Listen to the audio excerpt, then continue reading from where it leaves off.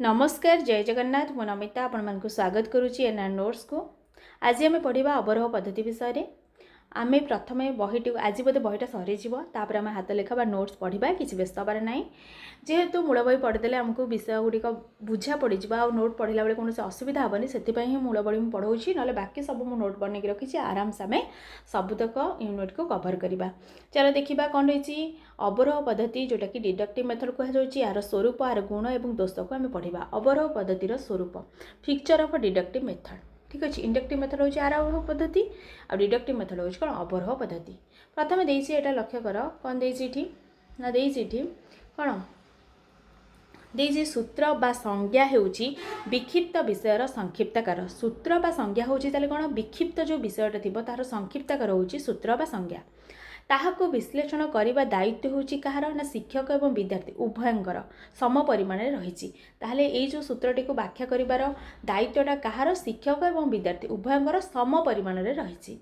एही प्रणाली प्रथम एक क्षुद्र विषय वस्तु बा संज्ञा कही तापरे तार विशद व्याख्या करा जाए। ताले एही प्रणाली केमती पढ़ा जाए प्रथम सूत्र बा संज्ञा कहुजिबो तापरे ताको विस्तृत भाव में व्याख्या करा जिवो। जेपरि निशुणीर उपरि भागरु अधभाग को क्रमशः अवतरण करे जाए जे भली भाव में निशुणी बा सीडी रे आमे कोन करे उपरु तळ आडिकी अधभाग को अवतरण करिथाए सेही भली कोन करा जाए एथिरे ना सेही परि मूल वस्तु को बोध करिबा निमंते अनेक व्याख्या करा जाई थाए। यार मध्य गोटे रही कौन श्लोकटे रही कौन रही अवरोह पद्धतिर ना अल्पाक्षर मसिंगदग्धम सारवत विश्वत मुखम अस्तोभ मनवद्यंच सूत्रम सूत्र विदो विदुः ठीक अच्छे। ये श्लोकटा टी मन रखि काले पड़ जापे। तापर देखिए कौन अल्पक्षर ठीक अच्छे अल्पक्षर विशिष्ट निहि संदेह ताहले अल्पक्षर विशिष्ट निसंदेह सारभूत अर्थयुक्त दोषहीन पंक्ति को सूत्र कह जाए। ताहले एटा होची सूत्रर लक्षण ठीक अच्छे। ए कहार लक्षण ये जो श्लोकटा देला एटा होची कहार सूत्रर लक्षण। कौन कहुई तार अर्थ कौन अल्पक्षर विशिष्ट अल्प अक्षर विशिष्ट तापर निसंदेह माने कौन से संदेह नथिबो सारभूत माने सार जो कथाटा कहबा था तार पूरा सारांशटा सारभूत अर्थयुक्त अर्थयुक्त पुणी होता दोषहीन कौन से दोष नथिबो पंक्ति को कौन सूत्र बोली कह जाए। एहार साम्य ज्ञान प्राप्ति निमंते एही पद्धति सर्वादौ ग्रहणीय। एहार कौन माने एहार ये जो येर सूत्रर कौन सूत्र साम्य ज्ञान प्राप्ति निमंते साम्य कौन से विषय ज्ञान पाइबा आम धर बहुत विस्तृत पढ़ाई चाहूने टिके गोटे लाइन रे आम पूरा टोटाल विषयटा बुझीदेवाई चाहूचे कि से कौन कहवाई चाहूँगी तो यही भली ज्ञान प्राप्ति पाई ही एटा ही उपयुक्त ये जो अवरोह पद्धतिटा उपयुक्त ठीक अच्छे। देखिए यार माने ये सूत्रटा रहा उपयुक्त सूत्र देले आम सूत्रटा देखिए बुद्धिरा दे से कौन कहना चाहूँगी आम आगुरी विस्तृत व्याख्या पढ़ीचे खाली बुद्धिरा जानीदे से कौन कहना चाहूँगी आम जापर से भाई से कहूँ यार साम्य ज्ञान प्राप्ति पाई है निमंते कौन यही पद्धति सर्वादौ कौन सर्वादौ ग्रहणीय। यह द्वारा विद्यार्थी मानकर संदेह मोचन होगा सहित सारभूत वाक्यांश को संक्षेप कंठस्थ करने प्राधान्य लक्ष्य ठीक अच्छे। सारभूतटा को कौन पूरा सारांशटा को कंठस्थ करवा हूँ यार कौन प्रधान लक्ष्य।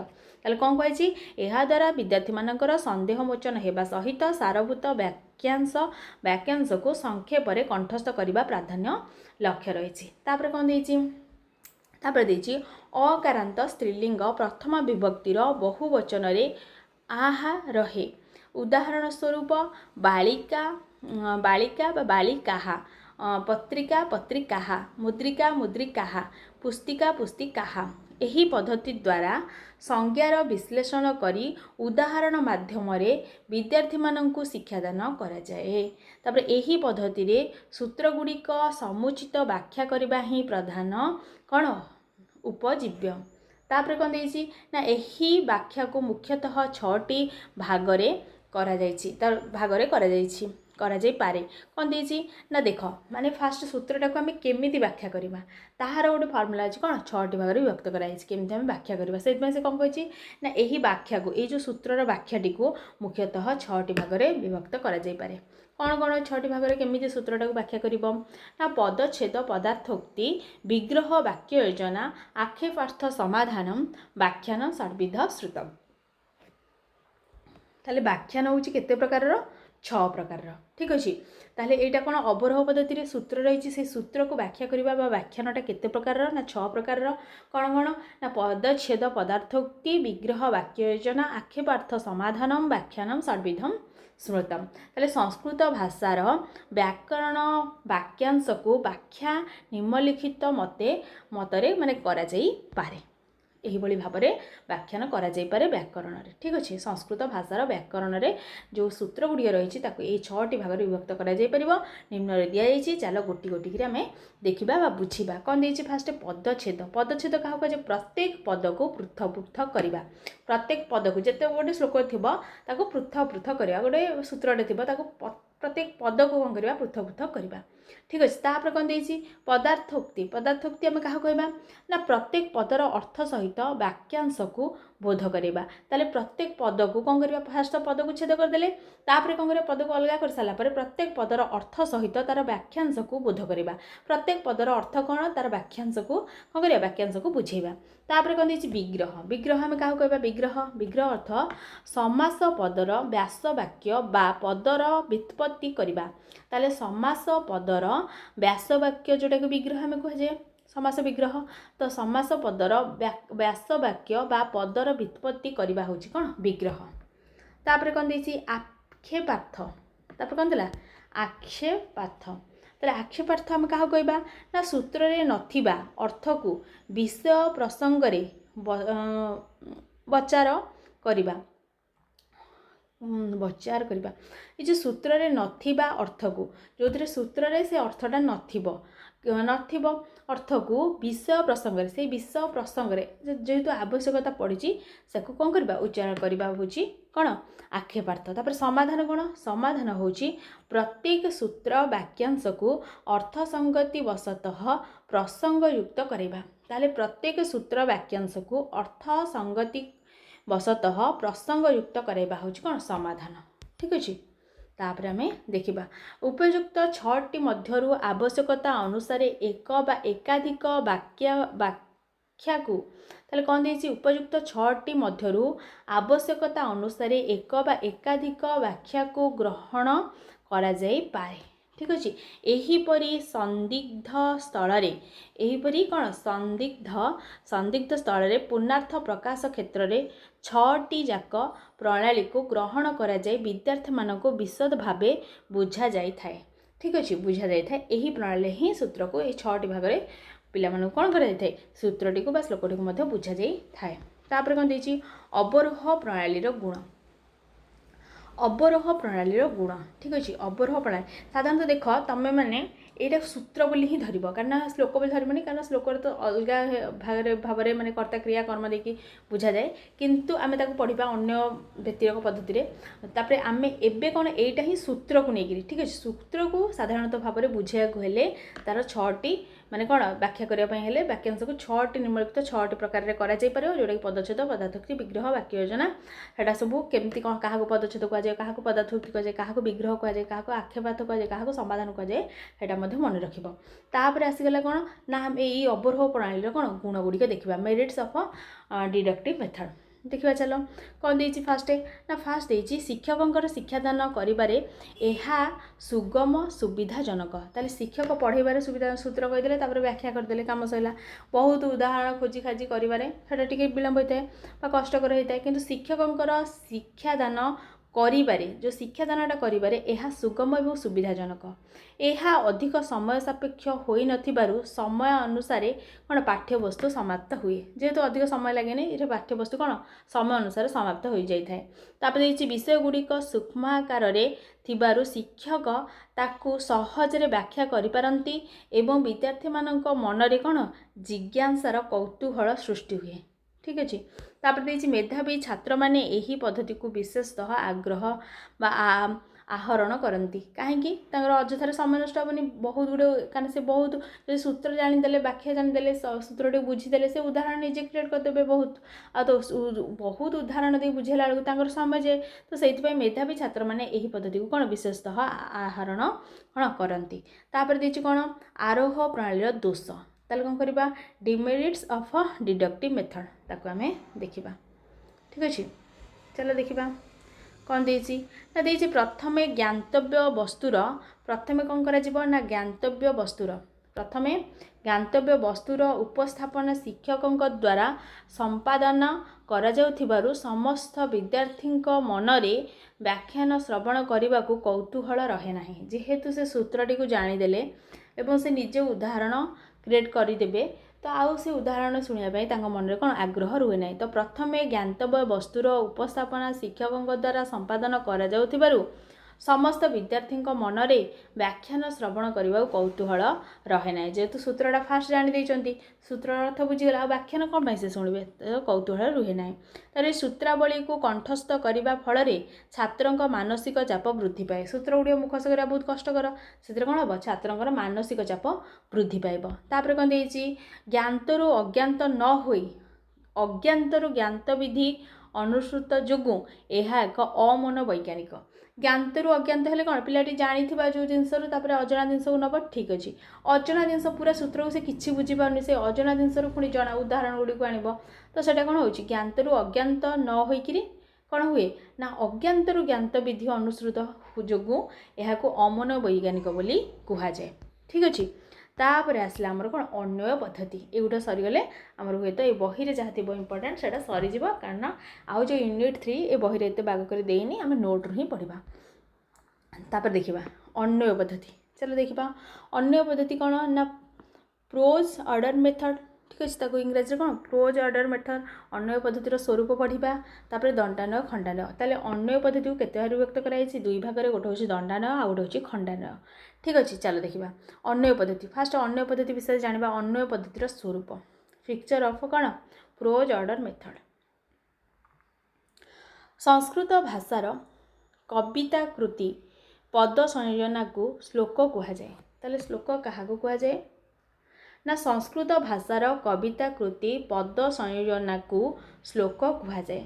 व्याकरणगत शुद्धता और व्याकरणगत शुद्धता भाषार सावलीलता तापर कौन देछि आलंकारिक भावना रस निष्पत्ति प्रभृति को पूर्व भाग में रखी श्लोक रचना करा जाए। ताले श्लोक केमती रचना करा जाए ना श्लोक यही भाव में रचना करा जाए जेमती कि व्याकरणगत शुद्धता से श्लोक रे व्याकरणगत शुद्धता थिबो भाषार सावलीलता भल भाव में माने शुभा जाउथबो जेमती भाषार सावलीलता थिबो आलंकारिक भावना मध्य से थिबो से श्लोक रे रस निष्पत्ति मध्य हेउथिबो प्रवृत्ति को पूर्व भाग में रखी आखि आगे रखी कौन कर श्लोक रचना करा जाए।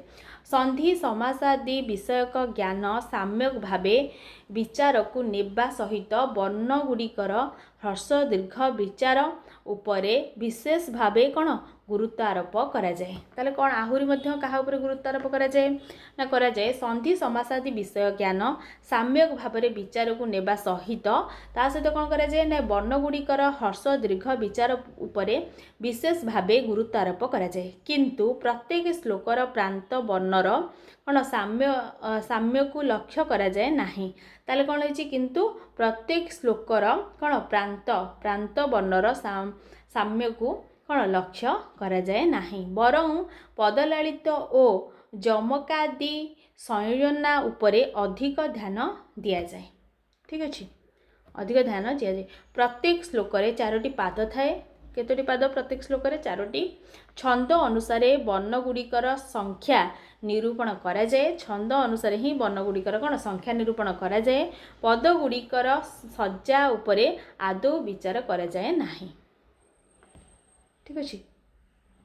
तापर देछि श्लोक गुड़िकर पद गुड़िक विक्षिप्त भावे जेकोसी स्थान रे रही पारंती ताले श्लोक गुड़िकर पद गुड़िक विक्षिप्त भाव में जेकोसी स्थान ऊपर लाइन तल लाइन मझी लाइन जेकोसी स्थान रे मध्य कौन रही पारंती तापर से गुड़ी को गद्य रूप में सजाई जो अन्य करी कौन करा जाए ना कार्य को अन्य कह जाए ताले यही जो विक्षिप्त होकर थिबो श्लोक गुड़िक जेकोसी शब्द जो कौन जगार से सब विक्षिप्त होकर सुंदर भाव में गद्याकृति रे सजेवा कार्यटी को कौन अन्वय बोली कह जाए ठीक अच्छे। यथा देखिबा यथा कौन देछि ना विशेषण पुरस्कृत्य विशेषम तदनंतरम कर्तुकर्म क्रियायुक्तम एतद अन्वय लक्षण ताले अन्वयर लक्षण कौन ନା ଅନ୍ୱୟର ଲକ୍ଷଣଟା ହେଉଛି ଏଇଠି ଦେଲା, ଏଇଟା ମନେ ରଖିବାକୁ ପଡ଼ିବ। ଅନ୍ୱୟର ଲକ୍ଷଣ କ'ଣ ନା ବିଶେଷଣମ୍ ପୁରସ୍କୃତ୍ୟ ବିଶେଷଂ ତଦନନ୍ତରମ୍ କର୍ତ୍ତୃକର୍ମ କ୍ରିୟାଯୁକ୍ତଂ ଏତଦ୍ ଅନ୍ୱୟ ଲକ୍ଷଣ। ତାହେଲେ କର୍ତ୍ତୃ ସମ୍ପର୍କିତ କ୍ରିୟାକୁ ଶ୍ଲୋକ ମଧ୍ୟରୁ ନିର୍ବାଚନ କରାଯାଏ। ତାହେଲେ କର୍ତ୍ତୃ ସମ୍ପର୍କିତ କ'ଣ କ୍ରିୟାକୁ ଶ୍ଲୋକ ମଧ୍ୟରୁ ନିର୍ବାଚନ କରାଯାଏ। ତାପରେ ପ୍ରଥମେ ଏଇ ଷ୍ଟେପ୍ଟା ଦେଲା ଅନ୍ୱୟର। ଠିକ୍ ଅଛି, ପ୍ରଥମେ କ'ଣ କରିବା ନା କର୍ତ୍ତୃପଦ ନିରୂପଣ କରାଯାଏ। ତାହେଲେ ଅନ୍ୱୟରେ ଫାଷ୍ଟ କ'ଣ ନା କର୍ତ୍ତା କିଏ ଖୋଜାଯାଏ, କର୍ତ୍ତୃପଦ ନିରୂପଣ କରାଯାଏ। ତତ୍ ସମ୍ପର୍କିତ କ୍ରିୟାକୁ ଶ୍ଲୋକ ମଧ୍ୟରୁ ନିର୍ବାଚନ, ତାପରେ କ୍ରିୟାକୁ ଫାଷ୍ଟ କର୍ତ୍ତୃପଦ ତାପରେ କ୍ରିୟାପଦ। ତାପରେ କର୍ତ୍ତୃପଦ ଯେଉଁ ପୁରୁଷ ଓ ବଚନ ଥାଏ ତାର କ୍ରିୟାପଦ ତତ୍ସମ୍ବନ୍ଧୀୟ ହୋଇଥାଏ। ତାହେଲେ କର୍ତ୍ତୃପଦ ଯେଉଁ କର୍ତ୍ତା ଯେଉଁ ପୁରୁଷ ଯେଉଁ ବଚନ ହୋଇଥାଏ ସେଇ ଅନୁସାରେ କ୍ରିୟା ମଧ୍ୟ ସେଇ ପୁରୁଷ ସେଇ ବଚନ ହେବ। ତାପରେ କ'ଣ ଦେଇଛି, ଅନେକ କ୍ରିୟାପଦ ଥିଲେ ପ୍ରାସଙ୍ଗିକତାକୁ ନେଇ ମୁଖ୍ୟ କ୍ରିୟାପଦକୁ ବଛାଯାଏ। ଠିକ୍ ଅଛି, ଅନେକ ଯଦି କ୍ରିୟାପଦ ଥିବ ପ୍ରସଙ୍ଗରେ କ'ଣ କୁହାଯାଇଛି ମୁଖ୍ୟ କ୍ରିୟା କିଏ ହେବ ତାକୁ ଫାଷ୍ଟ ବିଚାର କରାଯାଏ। ତାପରେ କ'ଣ ଦେଇଛି, ତାପରେ କର୍ମପଦ ନିରୂପଣ କରାଯାଏ।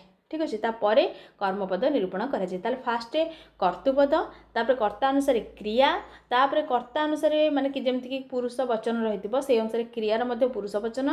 ତାପରେ ଅନେକ କ୍ରିୟାପଦ ଥିଲେ ମଧ୍ୟ ପ୍ରାସଙ୍ଗିକତାର କିଏ ମୁଖ୍ୟ କ୍ରିୟା ବୋଲି ତାକୁ ବିବେଚନା କରାଯିବ। ତାପରେ କ୍ରିୟାପଦ ସରିଲେ ତାପରେ କ'ଣ ହେବ, କର୍ମପଦ ନିରୂପଣ କରାଯିବ। କର୍ମପଦ ନିରୂପଣ ପରେ କ'ଣ ହେବ ନା କର୍ମପଦ ନିରୂପଣ ପରେ ବିଶେଷଣ ପଦ ରହିଥିଲେ କ'ଣ ହେବ, ତାହା କର୍ତ୍ତୃପଦ ପରକ କିମ୍ବା କର୍ମପଦ ପରକ ଲକ୍ଷ୍ୟ କରାଯାଏ। ଯଦି ବିଶେଷଣ ଥିବ ସେ କର୍ତ୍ତୃପଦ କି କର୍ମପଦର ବିଶେଷଣ ତାକୁ ଲକ୍ଷ୍ୟ କରାଯାଏ। ଯଦି ଅସମାପିକା କ୍ରିୟାପଦ ଥାଏ ତାର ସମ୍ପର୍କୀୟ ପଦଗୁଡ଼ିକୁ ମଧ୍ୟ ତାହା ସହିତ ସଂଯୋଗ କରାଯାଏ। ଯଦି ଅସମାପିକା କ୍ରିୟା ଥିବ ତାହେଲେ ତାର ସମ୍ପର୍କୀୟ ପଦଗୁଡ଼ିକ ସହିତ ମଧ୍ୟ ତାହାର କ'ଣ ସଂଯୋଗ କରାଯିବ। ତାପରେ ଦେଇଛି ଏତଦ୍ ବ୍ୟତୀତ ଶ୍ଲୋକ ଅନ୍ୟ ପଦଗୁଡ଼ିକ ପ୍ରସଙ୍ଗ କ୍ରମେ ଭିନ୍ନ ସ୍ଥାନରେ ସଂଯୋଗ କରାଯାଏ। ତାପରେ ଏତଦ୍ ବ୍ୟତୀତ ଶ୍ଲୋକର ଅନ୍ୟ ପଦଗୁଡ଼ିକ ପ୍ରସଙ୍ଗ କ୍ରମେ ଭିନ୍ନ ସ୍ଥାନରେ କ'ଣ ସଂଯୋଗ କରାଯାଏ। ତାପରେ ଦେଇଛି ଶ୍ଲୋକର ମାର୍ମିକ ଅର୍ଥକୁ ଜାଣିବା କ୍ଲିଷ୍ଟ ହେଲେ, ଯଦି ଶ୍ଲୋକର ମାର୍ମିକ ଅର୍ଥକୁ ଜାଣିବା କ'ଣ କ୍ଲିଷ୍ଟ ବା କଷ୍ଟକର ହେଉଛି ତାର ସନ୍ଧି ତାହେଲେ କ'ଣ ହେବ, କ୍ଲିଷ୍ଟ ହେଲେ ତାର ସନ୍ଧି ସମାସ ତାପରେ ପଦ ବ୍ୟାକୃତିକୁ ନେଇ ଅର୍ଥ କରାଯାଏ। ତାପରେ ଦେଇଛି ପ୍ରାରମ୍ଭିକ ସ୍ତରରେ କ'ଣ ହୁଏ, ପ୍ରାରମ୍ଭିକ ସ୍ତରରେ ଅଧ୍ୟୟନଶୀଳ ଛାତ୍ରଛାତ୍ରୀମାନଙ୍କ ବୋଧଗମ୍ୟ ହେବା ନିମନ୍ତେ ସଂସ୍କୃତ ଭାଷାରେ ଅନେକ ଶ୍ଲୋକ ରହିଛି। ଠିକ୍ ଅଛି, ତାପରେ କ'ଣ ହେଇଛି, ତଥାପି ସେସବୁ ଗଦ୍ୟାକୃତିରେ ନ ଥିବାରୁ ସେହି ବିଧିକୁ କ'ଣ ଅନ୍ୱୟ ପଦ୍ଧତି ନାମରେ ନାମିତ କରାଯାଏ। ଠିକ୍ ଅଛି, ଅନ୍ୱୟ ପଦ୍ଧତି ନାମରେ କ'ଣ ନାମିତ କରାଯାଏ। ତାହେଲେ କ'ଣ କହିଲେ ସେ ଦେଖିବା ନା ପ୍ରାରମ୍ଭିକ ସ୍ତରରେ ଅଧ୍ୟୟନଶୀଳ ଛାତ୍ରଛାତ୍ରୀମାନଙ୍କର ବୋଧଗମ୍ୟ ହେବା ନିମନ୍ତେ ସଂସ୍କୃତ ଭାଷାରେ ଅନେକ ଶ୍ଲୋକ ରହିଛି। ଠିକ୍ ଅଛି, ପ୍ରାଥମିକ ସ୍ତରରେ ଯେଉଁ ଶ୍ଲୋକ ରହିଛି ସେ ବୋଧଗମ୍ୟ ବୁଝିବା ପାଇଁ ଅନେକ ଶ୍ଲୋକ ରହିଛି, ତଥାପି ସେସବୁ ଗଦ୍ୟାକୃତିରେ ନଥିବାରୁ ଏହି ବିଧିକୁ ଅନ୍ୱୟ ପଦ୍ଧତି ନାମରେ ନାମିତ କରାଯାଏ। ଯଦି ସେଇଗୁଡ଼ାକ ପୁଣି ଗଦ୍ୟାକୃତିରେ ନଥିବ ପିଲାମାନଙ୍କୁ ବୁଝିବା କଷ୍ଟ ହେବ, ତାହେଲେ ଏହି ପଦ୍ଧତିରେ ପଢ଼ାଯାଏ ଯେଉଁଟାକି ଅନ୍ୟ ପଦ୍ଧତି ତା ନାମରେ ରହିଛି। ଏହାଦ୍ୱାରା କୋମଳମତି ବିଦ୍ୟାର୍ଥୀମାନଙ୍କର ଅର୍ଥାବବୋଧାତ୍ମକ ଜ୍ଞାନର ଅଭିବୃଦ୍ଧି ହୋଇଥାଏ। କୋମଳମତି ଛାତ୍ରମାନେ କ'ଣ ଅର୍ଥ ବୁଝିବାରେ କୌଣସି ଅସୁବିଧା ହୁଏନି, ବୃଦ୍ଧି ପାଇଥାଏ ସେହି କ୍ଷେତ୍ରରେ ଜ୍ଞାନ। ତାହେଲେ ଏହାଦ୍ୱାରା କୋମଳମତି ବିଦ୍ୟାର୍ଥୀମାନଙ୍କର ଅର୍ଥାବବୋଧାତ୍ମିକ ଜ୍ଞାନର ଅଭିବୃଦ୍ଧି ହୁଏ। ତାପରେ ଏହି ପଦ୍ଧତି ବିଶେଷତଃ ଦୁଇ ପ୍ରକାରର, ଏଇ ଯେଉଁ ଅନ୍ୟ ପଦ୍ଧତିଟା ମାନେ ମୁଖ୍ୟତଃ ଦୁଇ ପ୍ରକାରର, ଦଣ୍ଡାନ୍ୱୟ ଆଉ ଗୋଟେ ହେଉଛି ଖଣ୍ଡାନ୍ୱୟ। ଠିକ୍ ଅଛି, ଏବେ ଆମେ ଦେଖିବା ଦଣ୍ଡାନ୍ୱୟ ପଦ୍ଧତି। ଦେଖିବା ଦଣ୍ଡାନ୍ୱୟ କେତିକି ଅଛି, ତାପରେ ଖଣ୍ଡାନ୍ୱୟ, ତାପରେ ସରିଯିବ ହେଲା। ତାପରେ ରହିଲା କ'ଣ ନା ଦଣ୍ଡାନ୍ୱୟ ପଦ୍ଧତି। ଠିକ୍ ଅଛି, ଦଣ୍ଡାନ୍ୱୟ ପଦ୍ଧତି ଏବେ ଦେଖିବା। ଦଣ୍ଡାନ୍ୱୟ ପଦ୍ଧତି ତାର ଇଂରାଜୀରେ ତାକୁ କ'ଣ କୁହାହେଉଛି, ଦଣ୍ଡାନ୍ୱୟ ପଦ୍ଧତିକୁ ଦଣ୍ଡାନ୍ୱୟ ପଦ୍ଧତି ହେଉଛି କ'ଣ ଡାଇରେକ୍ଟ ପୋଜ୍ ଅର୍ଡ଼ର ମେଥଡ଼। କ'ଣ ଡାଇରେକ୍ଟ ପୋଜ୍ ଅର୍ଡ଼ର ମେଥଡ଼ ଦେଇଛି। ଏହି ପଦ୍ଧତି ସଂସ୍କୃତ ଭାଷା ବ୍ୟତୀତ ଅନ୍ୟ ଭାଷାରେ ଦେଖାଯାଏ ନାହିଁ। ଏଇଟା ମୋଷ୍ଟ ଇମ୍ପୋର୍ଟାଣ୍ଟ ପଏଣ୍ଟ, ମାନେ ଯିଏକି ଏଇ ଦଣ୍ଡାନ୍ୱୟ ପଦ୍ଧତିଟା କେବଳ ସଂସ୍କୃତ ଭାଷା ବ୍ୟତୀତ ଅନ୍ୟ କୌଣସି ଭାଷାରେ ଦେଖାଯାଏନି। ଏହି ପଦ୍ଧତି ସଂସ୍କୃତ ଭାଷା ବ୍ୟତୀତ ଅନ୍ୟ କୌଣସି ଭାଷାରେ କ'ଣ ଭାଷାରେ ଦେଖାଯାଏ ନାହିଁ। ଏହି ପଦ୍ଧତି ଭାରତବର୍ଷର ନିଜସ୍ୱ ଚିନ୍ତାଧାରା ଓ ବହୁ କାଳ ପ୍ରସ୍ତୁତ। ଠିକ୍ ଅଛି, ଏଇଟା ହେଉଛି ଭାରତବର୍ଷର ନିଜସ୍ୱ ଚିନ୍ତାଧାରା ଏବଂ ବହୁତ କାଳ ପର୍ଯ୍ୟନ୍ତ कालरू रही आसी। तार कौनसी श्लोक को गद्याकृति प्रकाश करने सहित सरल वाक्य सजाइबा को दंडान्वय पद्धति कहुए। ठीक अच्छे, दंडान्वय पद्धति क्या कहुए ना कौन श्लोक को जब गद्याकृति प्रकाश करने सहित सरल वाक्य कौन कर सजाइबा को दंडान्वय पद्धति कहुए। वाक्य सजाइबा माने दंडान्वय पद्धति कहुए। आउ केतेकंक मतरे श्लोक गुड़िक विश्लेषण करी पंक्ति सदृश बा दंड परी लंबा धाड़ी आकार रे अन्वय करा जाउथिबारु एहाकु मध्य कोन दंडान्वय बोली कहुए बा दंडान्वय पद्धति बोली कहुए। आदौ यार लक्षण कौन देख, दंडान्वय पद्धति फास्ट अन्वय पद्धति लक्षण पढ़ते, तापर ए आसला दंडान्वय पद्धति लक्षण कौन। आदौ विशेषण योज्य विशेषं तदनन्तरं ताणुमूल्य प्रभृतय पूर्वं दंडान्वयं भवेत्। ठीक अच्छे, तापर देछि कोन आउट को लक्षणटा कोन आदौ विशेषण योज्य विशेषं तदनन्तरं ताणुमूल्य प्रभृतय पूर्वं दंडान्वय भवेत्। ठीक अच्छे, एटा रहा यही दंडान्वय विधि निम्नलिखित मतरे करा जाए। कौन देछि ना प्रथमे विशेषण पदगुड़ी को लिखा जाए। फास्ट माने ये जो दंडान्वय पद्धति कौन करा ना प्रथमे विशेषण पदगुड़ी लिखा तापर विशेष्य पदगुड़िक यथा रीति स्थापन करा जाए। तापर कौन तृतीय सोपान रे क्रिया पदगुड़ी को यथा स्थान रे कौन रखा जाए।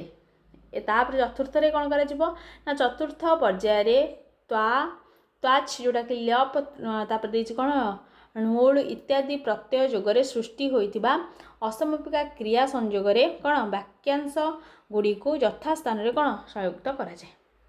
ठीक अच्छे, यही स्टेप देकरी कौन दंडान्वय पद्धतिर कार्यगुड़िक होता है। तार यही विधि माध्यम अर्थावगम साम्यक रूप में होता है। ठीक भाव में अर्थ अवगम होता है बुझा पड़ी थाए। तापर कहते संधि समास प्रत्यय प्रभृति रे उत्तम ज्ञान सृष्टि हुए। फल पाठक श्लोक पठन करी अभिरुचि वृद्धि पाए। ताले कौन रही ना संधि समास प्रत्यय प्रभृति रे उत्तम ज्ञान सृष्टि हुए। फल पाठकर कौन श्लोक पठन प्रति अभिरुचि वृद्धि पाए। एटा दंडान्वय। ए आसला खंडान्वय पद्धति। खंडान्वय पद्धति रे माने पद्धति को इंग्लिश रे कौन कहछि ना इनडायरेक्ट प्रोज ऑर्डर मेथड। ठीक अच्छे, इनडायरेक्ट प्रोज ऑर्डर मेथड। यार मध्य गोटे लक्षण रही सूत्रटे रही देख साकांक्षण धैर्यो बोधस्तदर्थान्वय गोचर। ठीक अच्छे, एतिकी खाली श्लोकटा रही साकांक्ष एमती आसला माने एटा खंडान्वय पद्धति हम। ठीक अच्छे, यही विधि रे प्रत्येक पद को पृथक करा जाए। यही विधि रे फास्ट कौन प्रत्येक पद को आम पृथक करवा ताहाको पदच्छेद कहती। पद गुड़ा पृथक माने पदच्छेद कहती। से ही खंड खंड पद को निज आवश्यकता मुताबक वाक्य रे परिणत करा जाए। ठीक अच्छे, तापर कहछि यही पद्धति को खंडान्वय पद्धति कहती। तापर खंडान्वय विधिर नियम गुड़िक अधोभाग प्रदर्शित है। ताले तार नियम गुड़िक रही कि खंडान्वय पद्धतिर तार नियम गुड़िक कौन चल देखा। प्रथम सोपान रे श्लोक प्रत्येक पद को पृथक कर। प्रथम कौन कर श्लोकर प्रत्येक पद को पृथक कर। प्रथम सोपान रे श्लोकर प्रत्येक पद को पृथक पृथक करा जाए। तापर क्रियान्वयितम कारकत्वम सूत्र अनुसार क्रियापद को निरूपण करा जाए। ठीक अच्छे, तापर क्रियापद को निरूपण करागला। तापर तृतीय पर्याय कर्तृपद कर्मपद करण आदि पद को अन्वेषण करा जाए अन्वय करा जाए। ठीक अच्छे, तृतीय सोपान कौन हम ना कर्तृपद कर्मपद करण पद को अन्वेषण करा जाए अन्वय करा जाए। तापर कौन देछि तापर उक्त पद्धति रे निम्न स्तर विद्यार्थी मानकु शिक्षण प्रदान करा जाए। तापर उक्त पद्धति कौन निम्न श्रेणीर निम्न स्तर विद्यार्थी मानकु जो निम्न स्तर पिला माने रहिले विद्यार्थी माने रहिले ताले उक्त पद्धति कौन निम्न स्तर विद्यार्थी मानकु कौन शिक्षण प्रदान करा जाए। किंतु दंडान्वय सदृश विद्वता विषय रे आलोचना करा न जाई केवल संस्कृत भाषा विषय रे साम्य ज्ञान विषयक विचार करा जाए। यही खंडान्वय माध्यम यह अवरोह पद्धति परी पद संश्लेषण तथा विश्लेषण संपन्न हुए। अवरोह पद्धति परी कौन हुए ना पद परी कौन पद संश्लेषण तथा विश्लेषण संपन्न होता है। अवरोह पद्धति परी किए होता है ना यही खंडान्वय पद्धति। ठीक अच्छे, ये आमर कौन सरला तापर किसी विषय देखा यही खंडानय कार्य ये जो खंडानय कार्य संपूर्ण हेबा पर संधि समास व्युत्पत्ति और कठिन शब्दगुड़िक कौन कठिन शब्दगुड़िक व्याख्या करा जाए विद्यार्थी माननकु प्रतिपद बा प्रतिपद प्रति यथासाध्य आलोचना करा जाए फल श्रद्धालु विद्यार्थी माननक आकांक्षा कौन अधिक रु अधिक हेबारे लागे एही विधि संस्कृत श्लोक पाठन रे कौन अवलंबन कले शिक्षक विद्यार्थी माने श्रेणी प्रकोष्ठ रे सक्रिय अंशग्रहण करिथांती जे पाठदान व्यवस्था मध्य उत्तम और मनमुग्धकर हुए। ठीक अच्छे ये किसी इम्पोर्टाट ना ये आम सरी जाइए टोटाली तापर गद्य शिक्षण पद्य शिक्षण आला व्याकरण शिक्षण यहाँ आम यूनिट 3 आम अलग जेकोसी बही बा जो भी पाइबा सेठू पढ़ा मूल बही किंतु जेहेतु यूनिट 2 आमर ये सरी जाइए आम यूनिट 2 नोट गुड़िक भल भाव माराथन क्लास करी पूरा भल भाव में पढ़ी नवा। ठीक अच्छे मुझे भी पारि पूरा गोटे थर रीड करदेवी यूनिट 2 कौन अच्छी टोटाली बहीटा तापर कौन करवा ना आम नोट गुड़िक पढ़ा। ठीक अच्छे आ नोट गुड़िक पढ़ी सारे गोटे माराथन करदेवा रोचे जो मैंने क्लास भल लगे निहत भाव चैनल को सपोर्ट कर बहुत बहुत धन्यवाद जो मैंने लास्ट टाइम वीडियो देखी।